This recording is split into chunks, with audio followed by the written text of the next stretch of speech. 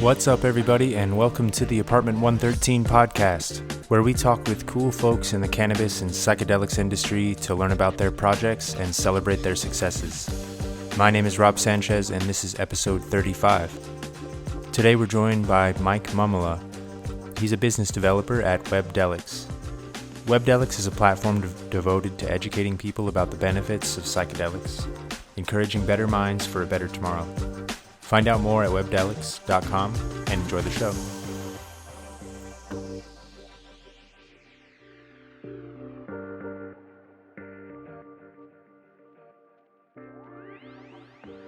Mike, welcome to the podcast.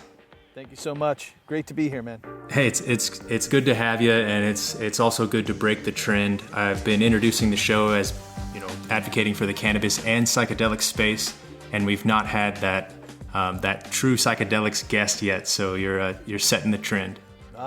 Thank you very much. And I think what a guest to bring on for it as well, man. Looking at your background, you've been involved in a ton of projects and some interesting professional areas to have found your way to psychedelia. I think that's the story that I'm very interested in hearing today, and kind of how you turned that corner or came to be an advocate for the psychedelic side. Absolutely. First of all, again, thanks for having me. Great to speak to you as always. My background is, I tell people it's kind of like pinball, not bowling, and I wouldn't want it any other way. I first 20 years of my career I spent as a trial attorney. I was a founding partner of a law firm in the Northeast of the United States, and that firm is still flourishing today. While I was a partner there and litigator, I began working with some other individuals on various companies, became really interested in startups and early stage companies. And so I started working with them more and more. And so about 8 years ago, I found myself, I grew up single mother, worked 3 jobs to raise my sister and I, so we didn't have a lot. And so for me, and when I say didn't have a lot, we had a lot of happiness, we had a lot of fun, but we didn't have a lot of money. And so for me, I thought, once I got some money, then that was the answer to everything. That's all I ever needed. And so about 8 years ago, I found myself in a situation where I had done, I thought more than I ever would in my life in terms of financially. Things were great: houses, cars, boats, beach houses, all of that. And I was literally lying on the couch of the dream home that my wife and I built. And I was looking up at the 24-foot ceilings, and I just had, like Mike Tyson would say, that mule kick to the chest of, I'm not happy. And I kind of just stopped me in my tracks, and I said, how is this possible?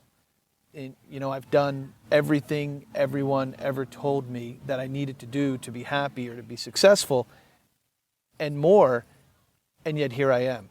And so, fortunately, I was able to sit with that for a minute and really kind of explore what that was all about. And that sent me on a spiritual journey that I'm still on to this day. And that was very foreign to me, growing up and becoming a professional, becoming an executive, being a trial attorney, spirituality, alternative ways of living. That was so foreign to me that it was never on my radar. And much different line of thinking than the standard day-to-day for an attorney. Very different. I had never encountered it. I didn't even know the word, quite frankly. And did the idea, or did kind of the revelation or that kind of perspective on your happiness and accomplishments come because of psychedelics, or was that before kind of considering them?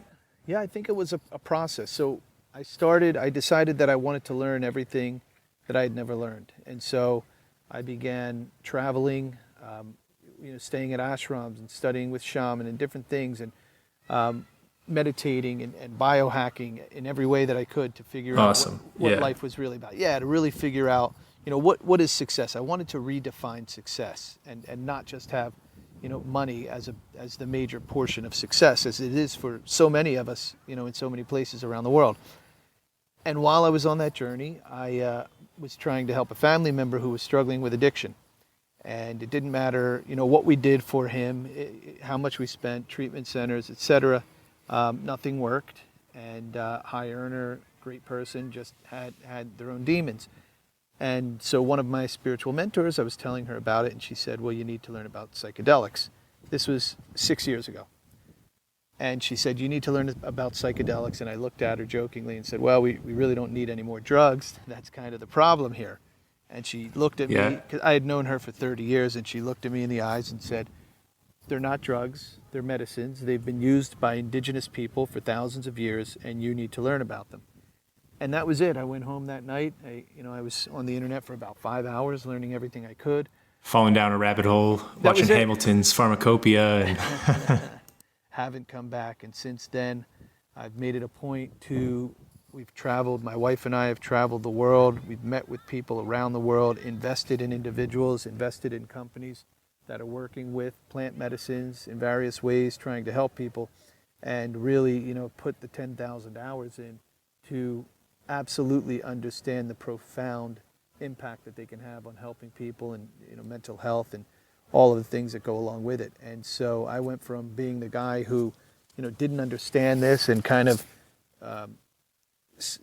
shied away from it in many ways. I was just kind of background and context.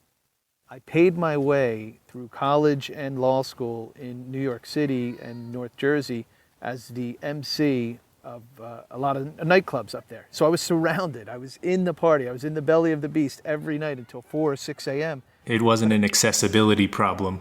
Well, it was not at all. But I had never done anything. Never. I don't know why. It was just, just didn't.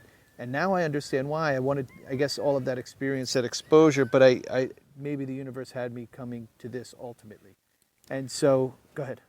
Yeah, right. Still heading that way. You had to live through it first, or kind of experience those times of life before considering psychedelia. Yes, sir.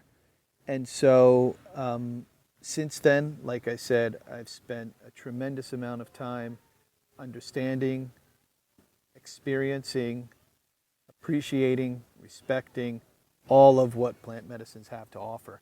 And so now, because of the network that I built before all of this, whether it was as an attorney or through the television shows we had or the podcasts or as a consultant or advisor for various groups, I had these groups of professionals and professional athletes and other athletes and celebrities, high net worth individuals who are in my circles and are my friends and my business partners and my, perhaps investors and companies, all now looking at me saying, why are you talking about psychedelics? What's this all about? Saying, what happened to Mike over the weekend?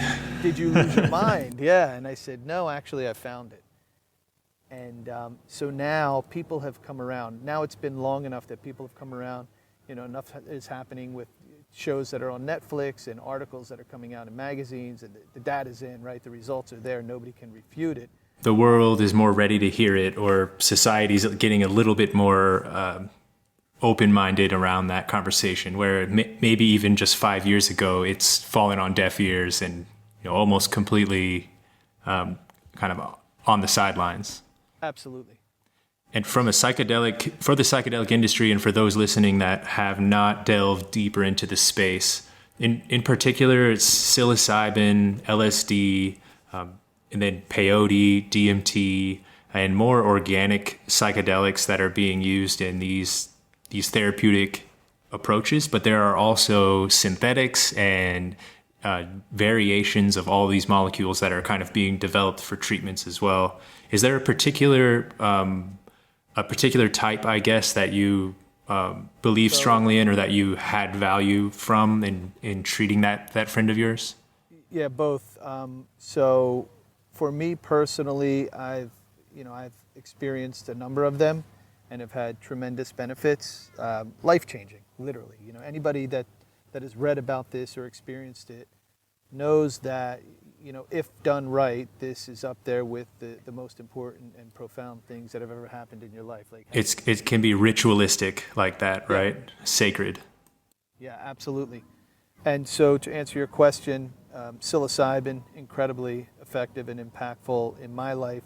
But with some of the people that I've worked with, iboga or ibogaine, which is something that not a lot of people know about, is incredibly, incredibly important. And that was the one that ultimately pulled me into the space to help not just the person I was referencing, but others who are struggling with addiction. And I know a lot of smart people in the world who try to help people, and had up until now, now it's getting more coverage, but 4 years ago, 5 years ago, not a lot of people were talking about it. We're talking about something that could help people heal, not treat, but heal themselves overnight from all kinds of addictions. That's a very big difference there too between treatment and healing, and that kind of cleared slate that you can get from integrating after a psychedelics trip is truly, that's the opportunity to to heal or to remove any pieces that you didn't like before or add any new ones. The analogy I like to tell people is a psychedelics kind of pulls up the anchor of your mind, right? Where it's been anchored down for so long in the seafloor. And you drift around, and mostly you land like right around the same spot again, but it's never like exactly the same spot, right? And that's kind of the fun part, I think, and the potential there too for being able to heal from addictions, from PTSD. I had a really, really great effects from microdosing mushrooms on kind of anxiety and depression, kind of getting me up and going and kind of tackling some things. And this was a boost to my own kind of mindset maybe 6-7 years ago that I'm still operating on the fuel of. So it's kind of been a life-changing substance in that regard. Ibogaine is not one that I'm familiar with. I've tried like DMT, ketamine, and acid and mushrooms, and I guess combinations of those together, and really found my way in a party scene, but actually ended up migrating away from that towards meditation. After being on some trips that were perhaps a little too powerful, too fast, I had to find solace and find that inner temple. And I think that kind of moved me towards Zen and that different approach towards psychedelia and really using it to heal and actually improve your life. And I mean, from the integration side, it's just unreal what can be done for some addictions. Ibogaine is one that takes a little bit of purging, or it takes some preparation for, right? It's a more intense, longer journey. Yeah, it does. It takes some real work, and it's the granddaddy of all psychedelics. It's, if ayahuasca is grandmother, ibogaine is granddaddy, and it's powerful. I mean, it's not a pleasant experience for people that go through it. It's very often a 36-hour period where you lie down and experience the most painful things in your life. But anybody who understands addiction understands that addiction is the symptom of an emotional pain, right? At the root of every addiction is an emotional pain. And in our society, we don't learn how to lean into the pain and work through it. And me to call you and say, hey, Rob, I'm in pain. I need help. Can you help me? We don't do that. We bang our chest and we see who earns more money, and that's the solution. And that's not, because that doesn't help. And so this allows people to really, like you said, kind of pull up that anchor and start to drift around where they need to get the kind of help that they need from themselves. You're right, and I think that's really the unbelievable part, that it's from themselves. It's within the mind and kind of within their own experience that benefits can be found. Like in my experiences, I wasn't seeing a therapist or no one was helping me per se with integration. So I think there were some gaps in my kind of accomplishments, in quotes, I guess, but. I can definitely see the value, though, and like kind of see that need to sometimes just step away or step outside yourself to realize what you've been doing, blocking your progress, or some old memory or old thought that you've been carrying around right in front of you that actually is important, but it could be in your back pocket, right? It doesn't have to be like your billboard you're showing the world anymore, that kind of thing. Right, and there's you're absolutely right, and there are now. The data's in, the studies are in. For example, you talk about psilocybin or mushrooms. We have something called neurogenesis. We see that the brain actually physiologically starts to form new neural pathways. So this isn't just something where, somebody perceives that there's a change in their life. There are real changes. We can see what's going on, and that's what's so extraordinary. Wild. So it's much more than that perception. That's pretty crazy to think about too, that it's not that you're thinking different, it's that your mind is actually different now after that. Yeah. I was speaking to someone about it recently, and they used the analogy of kind of ruts in a muddy road, and right, our cars we're caught in those ruts. Those are the pathways that we've formed, like it or not, from childhood until today. And it's very difficult to get out of those ruts. But these medicines provide us with an opportunity to create new ruts so that we don't have to be stuck in them anymore. Right, and that may be kind of their historical case for illegalization and stigmatization as well, because challenging those well-established roads tends to not go over well societally and politically. Well, that's right. And, I could go on for days about this, but the biggest problem is that anybody who's experienced psychedelics, you see that connectivity, that we are one with ourselves, we are one with each other, we are one with the universe, and the universe is. And that doesn't always bode well in a situation where people are trying to be, or not trying to be, but are often divided, whether they like it or not, because of financial or other benefits. Yes, kind of the great unifier, the psychedelic kind of thread that's weaving through everything. I think that's it's prevalent, and it's hard to explain without having kind of a psychedelic experience or without seeing some of those values. I think I pause before like explaining trips, because I never want to say like, oh, it was this cool thing, or this like, this magical thing that I'm trying to make someone feel like, jealous of, that I experienced a fun thing. It's more like they were trials. I feel like it's not necessarily an easy ride, even though you might see some beauty or, dance your heart out along the way. It still can be full of ups and downs there as you kind of tackle your own personality. I think that when I first consumed or first started tripping a little bit more, I came into a scene where everyone was very used to psychedelics and kind of comfortable with their mindsets and their bodies in different states. And I think it took me a few months to even just get over my personal thoughts to even enjoy that scene and that crowd. And now looking back, I almost miss it, and kind of like the opportunity to be in that kind of community and have those chances. I'm busy on the project front as well. I'm working with some clients in the cannabis space and building a few things of my own and raising a family. And psychedelia doesn't always fit into the picture as much as it used to, I think, for lack of better words, but it's definitely still there and near and dear. Yeah, and I think that's the experience that more and more people are having, and you talked about it, distinguishing for the members of your audience that aren't familiar with this topic, the difference between microdosing and or macro or transformational, or what people refer to as heroes level dosing. Right. Right. So there is, if people aren't ready or don't feel a calling to have that psychedelic experience that can be very powerful and very, very healing, but sometimes very challenging. Microdosing is really, in my opinion, microdosing will be the equivalent of today's daily supplement in 5 years.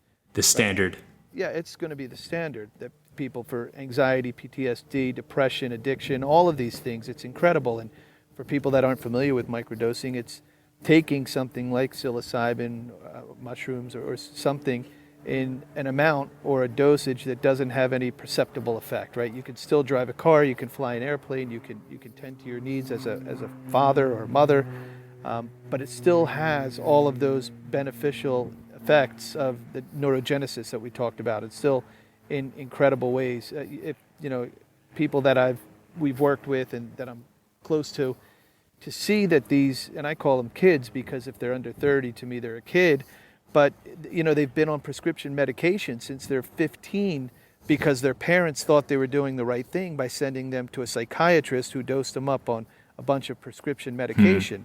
To see them for the first time in their life feeling like they're alive and not experiencing debilitating depression or PTSD almost overnight is nothing short of a micro.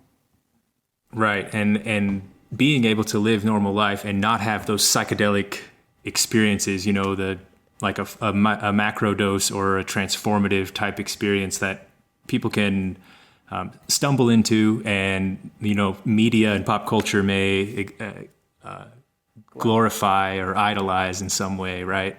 The true benefits, and even the ones that I had, were really but taking between zero point 0.2 and zero point 0.3 grams of mushrooms every few days. And I didn't change anything. On those days, I tried my hardest not to even think about anything psychedelic or do anything, substance related. I was just living my normal life. And man, I can see the value there for sure. If you could just take that as a vitamin and kind of keep your mind right.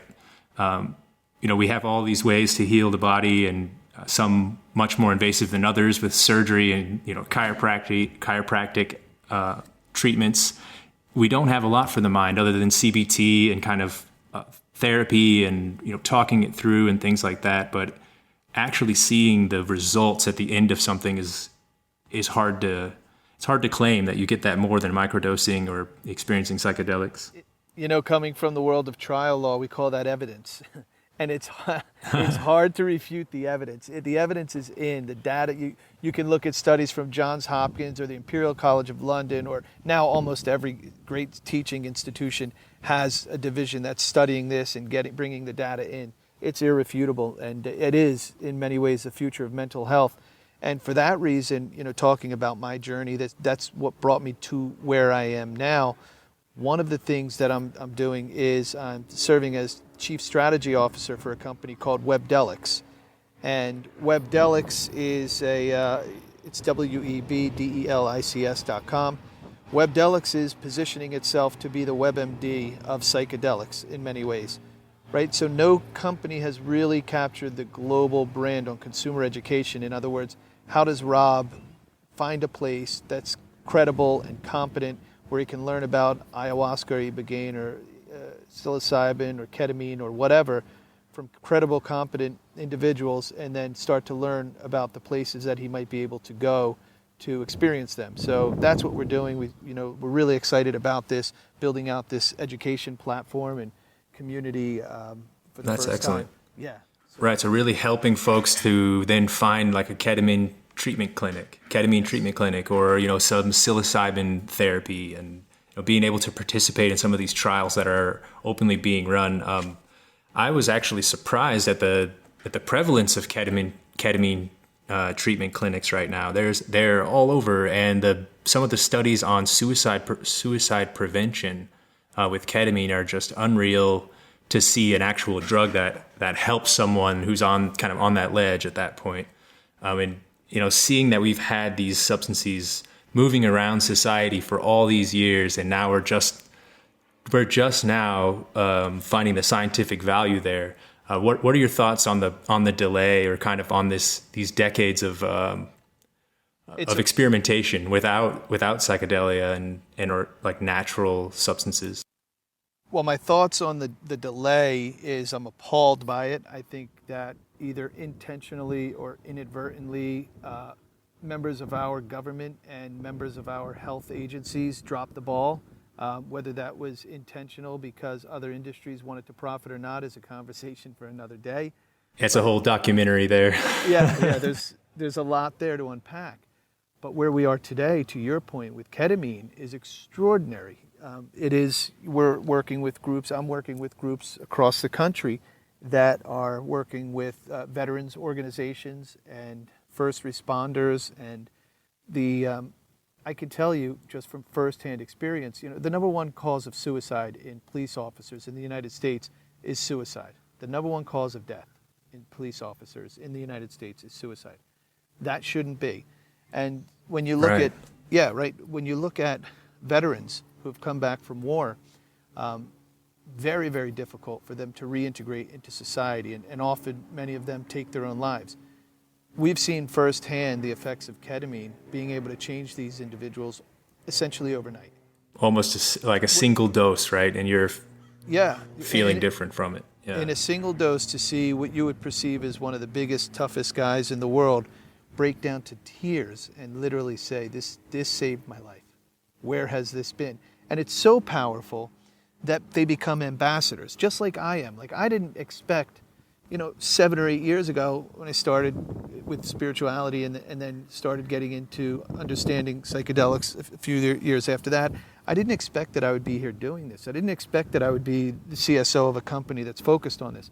But once you experience and once you witness the impact that this can have on yourself and other people and people that you love, you can't help but embrace it. It's calling. It's something you need to share. Yeah, I remember a few times, like at a festival, just like this overwhelming feelings in my head that I needed to show this to my brothers, like, and who were just not in the scene at all. They, weren't really partying with me or even living in the same state. But I just kept coming back to this idea that I needed to show them that, or like even bring all my aunts and my family and like show them this thing. And like I can't explain like the pull to do that. I mean, in reality, there's not much I can do for my aunts and uncles in their 60s and 70s from a psychedelics perspective. But in that moment, I felt like I needed everyone to know, and to share it, like as if it were a gift. On the ketamine side, right? Go ahead. Go ahead. I just want to say, because I think what you just said is so beautiful, and I agree with you. And I think what's happening there is that this is the closest thing to love that we know, right? When you're sharing this, you're sharing love, you're sharing this unconditional ability for me to help you heal yourself, or for me to help you feel this unconditioned sense of being in this world that in many ways doesn't teach us love. It doesn't allow us to heal. This is what that is to me. Right. And I think that's a really good, that's really eloquent way to put it. I think that my brothers are who I would love the most. And, to have them come to my mind in these depths of psychedelia is kind of poignant in and of itself, kind of sweet. Yeah. And I think that's kind of, unfortunately, I think like that's the therapeutic thread that's like underlying psychedelia. From your perspective, how can the psychedelic industry try to separate itself from a party scene or from a more recreational use of the substances, or how can it try to connect with a recreational audience to highlight the therapeutic benefits or the kind of potential there? It's a great question. I think that there is therapy in recreational use in many ways, if done right, done responsibly, right? Everyone that's done it that way can appreciate that, I think. I think to the first part of your question, it's really about, stepping away from the stigma, helping through education, getting away from, some of the terms that have been used, getting away from some of the images that have been used to help people understand, like, this is a real thing. I think for me, like, that's part of, I think, the credibility that I have when I speak to people. They see me as the guy who, I haven't been the party guy. I haven't been to 100 Grateful Dead and Fish concerts and partied for the last 30 years. And not that there's anything wrong with that, but I haven't been. But I am the guy that's understood that there are ways of us helping each other and us healing each other. And I'm open-minded enough, I think, to understand that if it works and I feel the kind of love, like we talked about, that I do, and I want to share that with people, then they'll say, okay, there must be something here.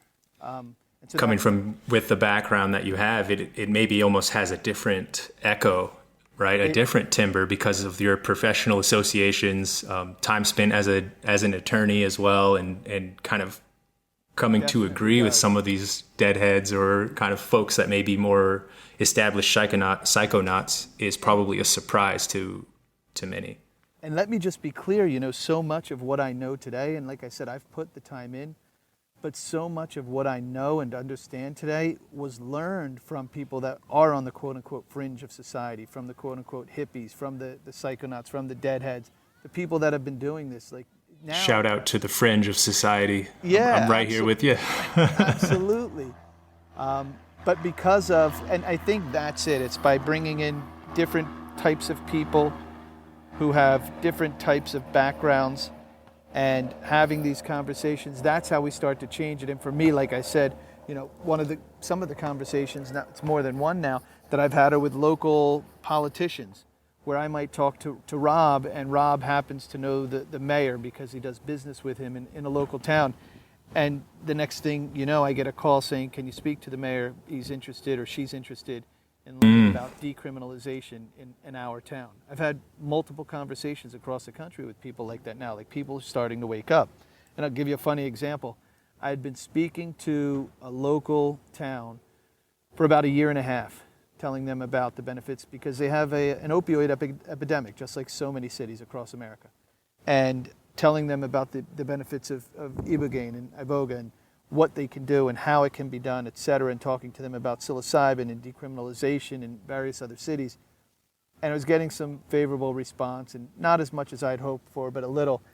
And then one Monday morning, I got a call from the mayor's chief of staff, and then an hour later, a message from the mayor saying, we need to talk. And I called them and I said, what happened? They said, did you see 60 Minutes last night?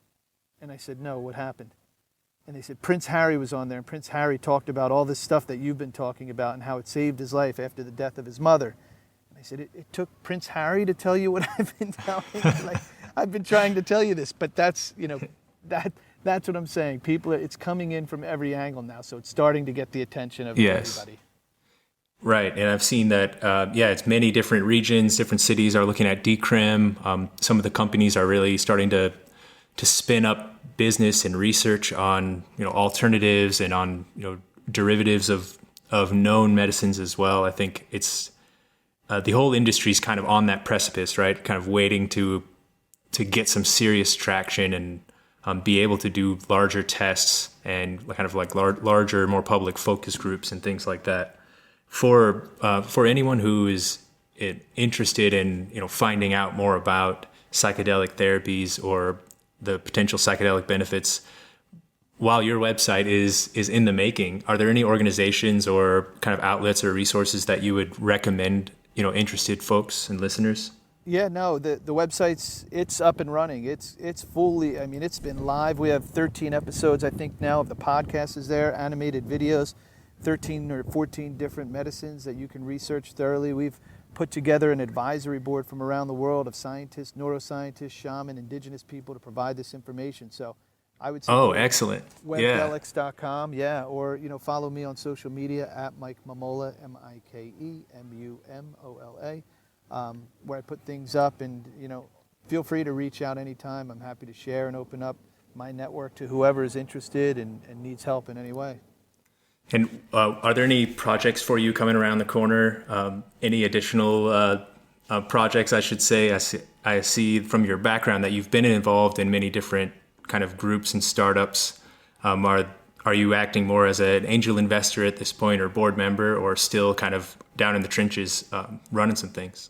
I'm still running, so I'm working with Webdelics. Like I said, one of the other companies that I work with closely is called Cosmic Wire. And Cosmic Wire is a premier technology infrastructure, Web3 and metaverse company.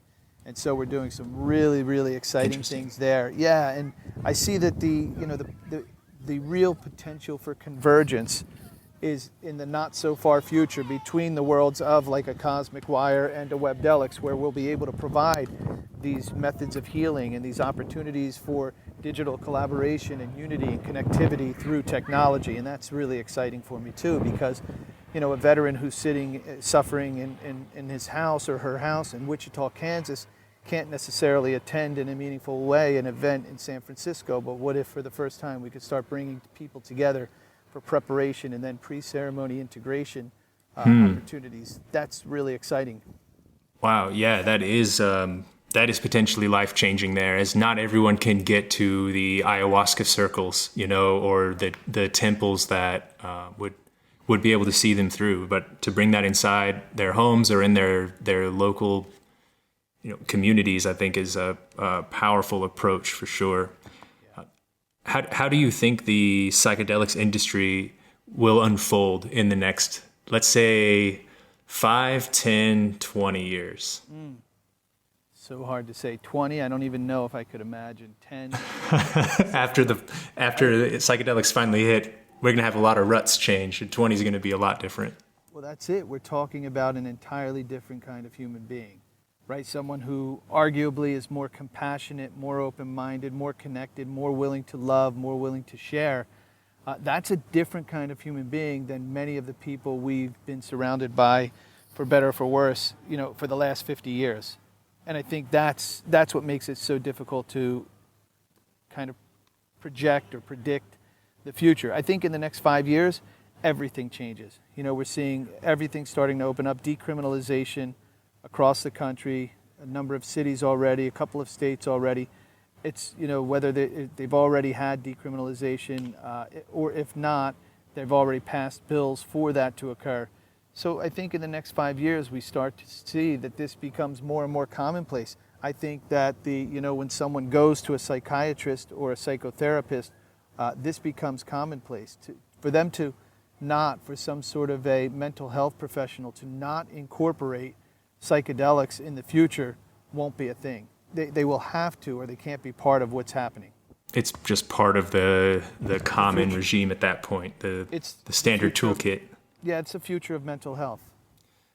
I can definitely see it. I can see it forming, and it's been so exciting to go to those conferences and kind of participate in that forefront.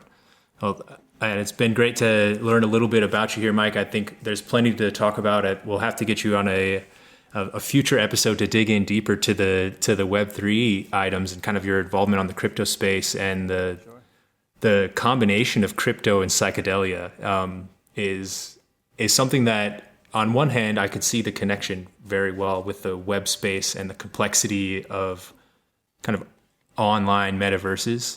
And then on another, it's very different, with psychedelia being so organic and personal, and then tech being so man-made, but to mirror that kind of personality. I think there's a lot in there, a lot to unpack. Are you combining the two, or operating kind of in separate tranches on those two at the point? Yeah, they're separate silos currently, but I think the more and more we look at the future, the closer we come between computer and human technology, and in many ways those can benefit each other.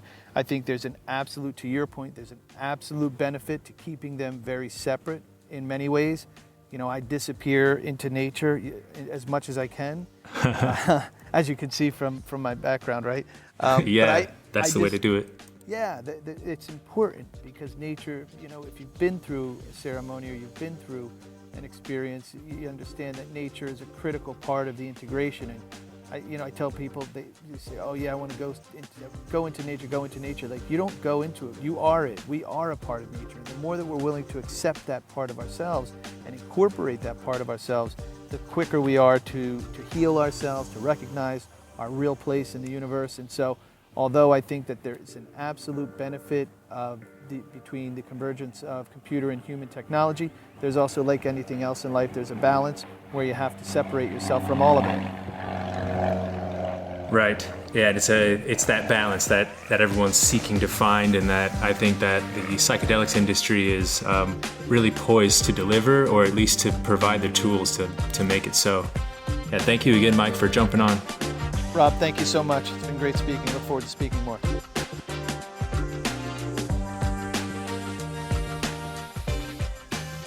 Thank you for listening to the Apartment 113 podcast. For more information about the show, along with our services and courses, visit apt113.com.